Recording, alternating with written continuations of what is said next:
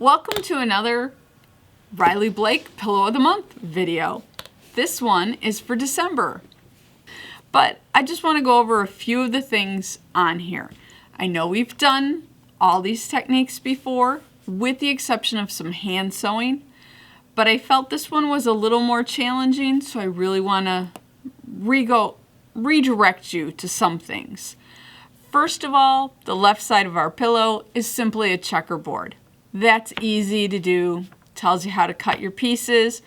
I even just used the example so I knew exactly what fabrics to lay where.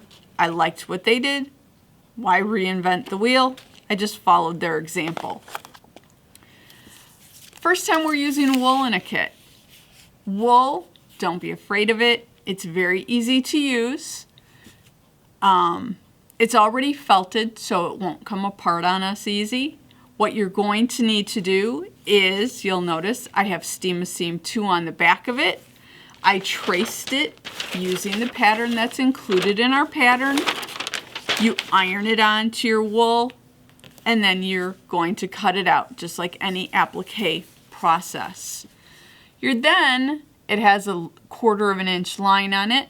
You're going to line that up with the edge of your fabric here, 1/4 of an inch overlap, and then iron that down. Remember, because the entire piece has Steam-A-Seam on it, when you go to iron, I highly suggest you use your applique pressing sheet, because there's part of this that will not be attached to anything at this point, and you don't want that gooey substance on your ironing board cover. So make sure you iron onto your applique sheet. Then we're going to put our red strip on here. That's our next thing. It actually goes this way. And then you connect your red strip using a 1/4 of an inch seam. And the most time-consuming part of this pillow is the right half of it, all of our applique pieces. Remember, Riley Blake gives us this great pattern, but they give it to us in the correct form, meaning this is how I want it to finish. So to get it in the reverse form so that I can transfer that onto my Steam-A-Seam, I need to turn it over and trace it. If you happen to have a light box like I have here, you'll see that it's easy. I can easily see that print through it. I take a black pen and I just trace around it. If you don't have a light box, not a problem. Take this pattern to your window, tape it to your window. Hopefully it's a somewhat sunny day. You'll be able to see the pattern through it and just trace with a black pen again. So now I have it traced. I'm going to take my Steam-A-Seam 2 and I'm going to put this onto my project, and I need to draw each of these different parts. If you remember from previous times when we've done this, I've told you that I like using a mechanical pencil. Gives me a dark enough line, but yet it won't smear like a ballpoint pen. What you need to do is trace the entire candy cane first. You'll see here the entire candy cane is traced, and then it's going to be put onto the white with red polka dot fabric. Then we're going to trace these individual little red stripes. You'll notice this one doesn't go all the way across. That's okay, because an ornament's going to cover it. So you're going to take and you're going to draw this onto here. Remember, I like using dashed lines. I just find it easier, a little bit quicker than trying to draw a straight line the entire time. When you go to cut this out later, your scissors will connect your dashes for you. When you're drawing these, make sure that you number your pattern and your pieces so you know which of these little red stripes go where on your candy cane. So you'll see I have numbers 1, 2, 3, and all the way down to number 6 on my candy cane. The corresponding numbers are also on my piece so that I can put it onto my red fabric and cut it out. Now, the designer, Riley Blake, which is also, they co-designed this particular pillow with Buttermilk Basin, they tell you to leave 5/8 of an inch around each picture that you draw on here. That's crazy. It is a waste of product, and it's just a waste of good money in my opinion. All you need to do, you need to have enough space to get your scissors through here. 1/8 to 1/16 of an inch in between your pieces is all you need. When I trace my pattern pieces onto my steam seam, I like to, if possible, trace them in groups. So I would trace all of my red, my bright red pieces in one area. Then I'm going to trace my yellow ornament toppers in another area. I trace all of my bow pieces in another. Which reminds me, my bow pieces, I want to point out that they give us the finished pattern. However, they didn't do this bow in one entire piece. They did each loop and the circle and then the tails separately. When you do that, make sure that you leave extra fabric. So when I went to trace these bow pieces, I actually extended it. I drew my pattern bigger than my piece shows on here. That way I have a little bit to tuck underneath this circle when I put it back together. So on both of these, I came through, I added a little bit extra. I did the same thing with the tails to my bow. I drew a little bit extra. I also draw the detail lines onto my steam seam. The reason I do that is so that when I go to finish this, I'm able to take this piece off, put it on my light box, and I can draw through. Actually, I like to put it this way so I can draw directly onto my bow those detail lines that I need. I can use an air erase pen to draw that. The only thing that would dictate me not using my air erase pen would be if I'm not going to get to it quickly, because it would disappear before I get to it, and then I'd have to redo it. So if that's going to be the case, I like to take a chalk pencil and I would trace my lines that I need to sew with a sewing machine to give it more detail as I'm putting it together. Okay, so don't forget, put your detail on there. You'll see in my tools here, I don't have a friction pen. I personally am leery of friction pens because I hear the horror stories that some of you ladies tell me. They disappear with heat, but then when the product cools down, your line comes back. And there's nothing worse than having a reappearing line where you don't want it to show. So I really like my tried and true sew lines, either my chalk pencil, which easily disappears, or my air erase. This one can disappear in as quick as 15 minutes on some fabrics. Other fabrics, it might last a day. So just test it out before you use it to see how quickly you need to work with it. Okay? So those are a couple of tricks that I want to tell you about. Okay, so let's talk about what do we do once we have all of our applique pieces cut out.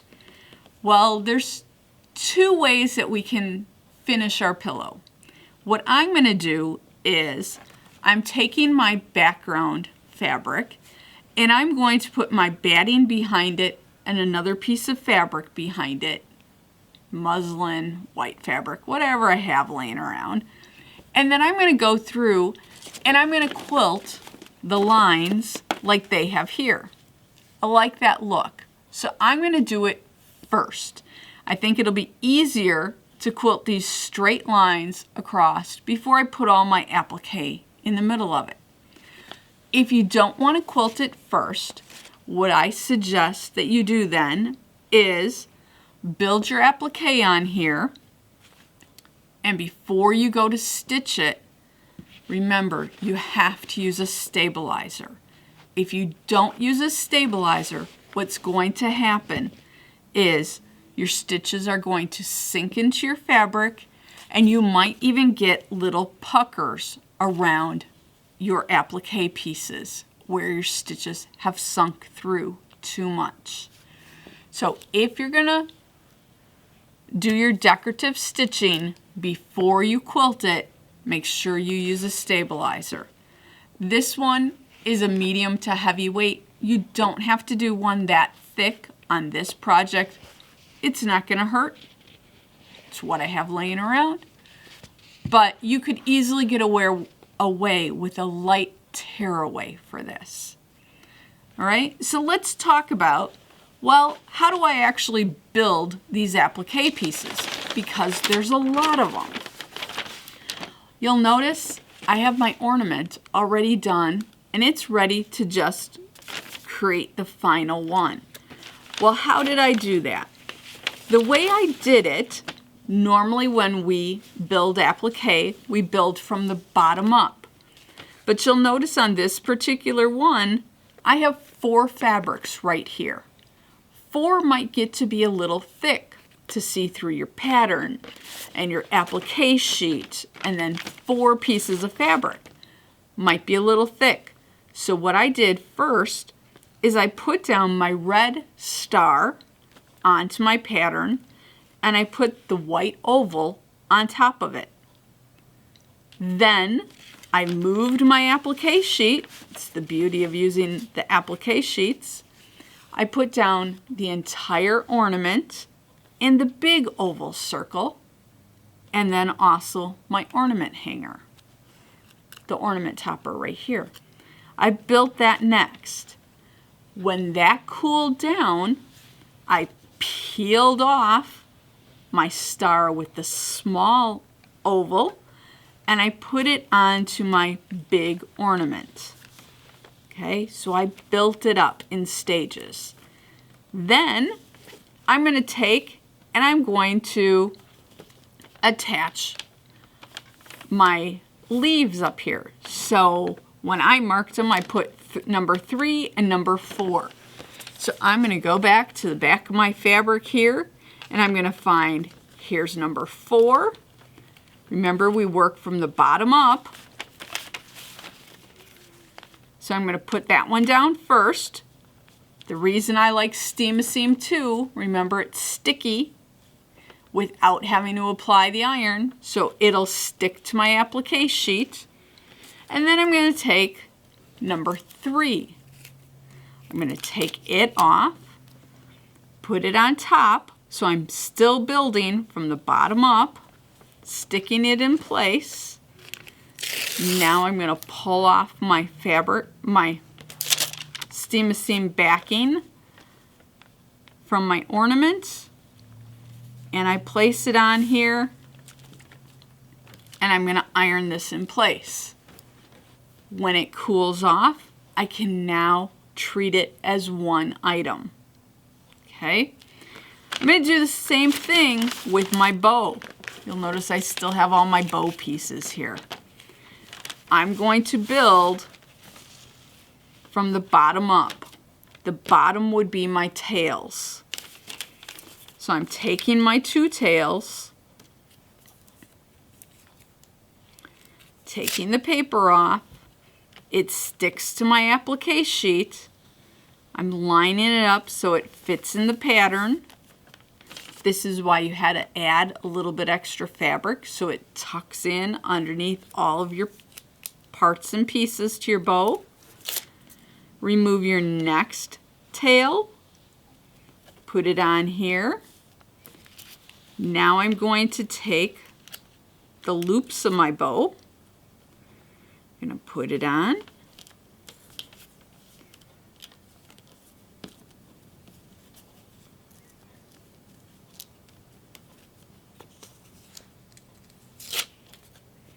Remember, I've already traced those markings so I can see them when I go back to use them later.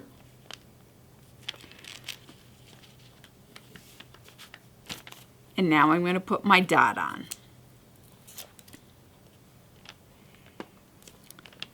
Then I'm going to go to my iron.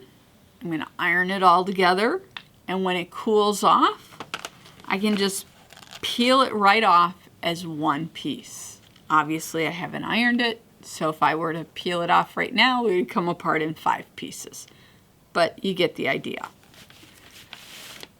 Then, when I want to put this whole thing together, I found the center of my fabric.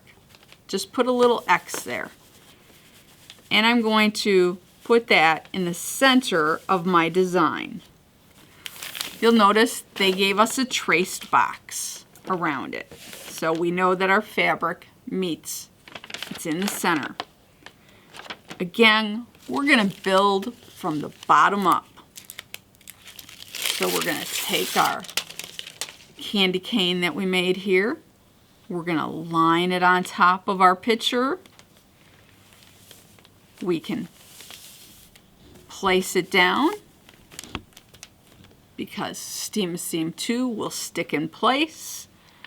Then my circular ornament is my next most bottom item in my design. So yes, you might have to move it on your design board or your light board here so you can see it, but you're going to put that next. Then we're going to take this ornament and we're going to put it down. Now because I didn't iron these together, that's why my little leaf came off. No big deal. I'm going to stick him where he belongs. I know where he belongs because of the pattern. And I have a leaf right here that's going to tuck under there. Because I haven't ironed anything yet, I can still tuck this under here. Just line it up with your pattern. All your little pieces will go into place.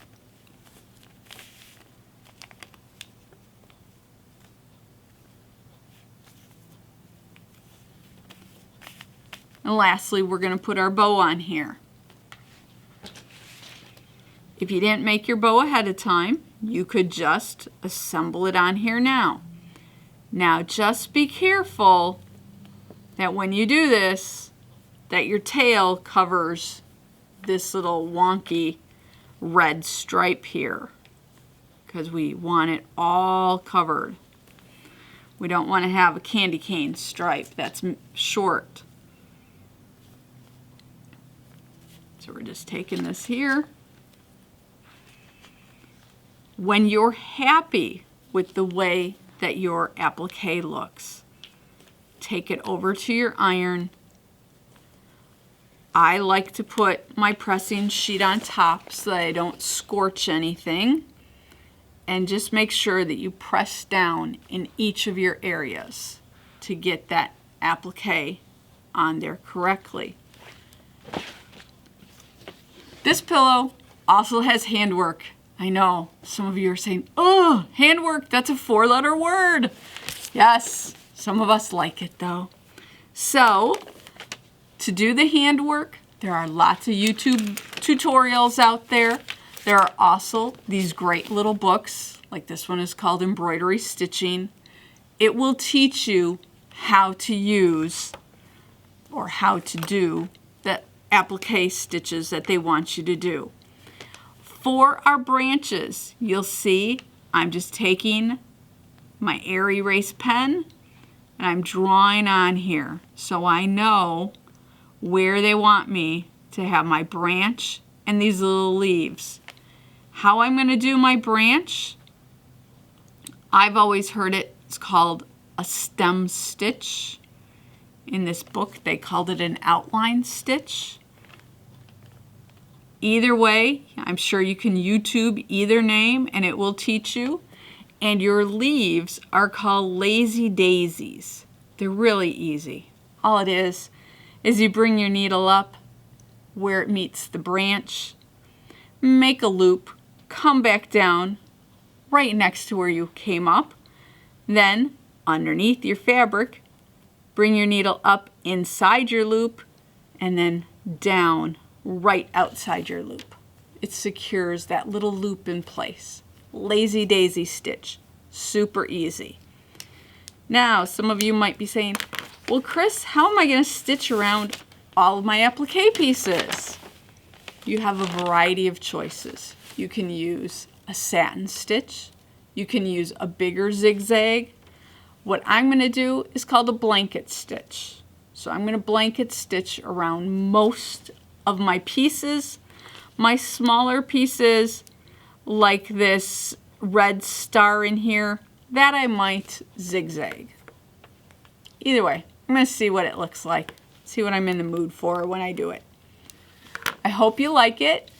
I'll finish mine up and show you the finished product soon.